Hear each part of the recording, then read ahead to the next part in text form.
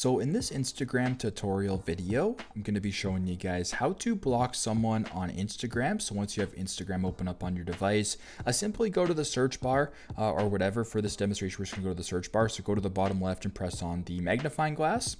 Then I'm going to go to where it says search at the top. And how about I search up who's a famous person on Instagram? How about I just search up Instagram?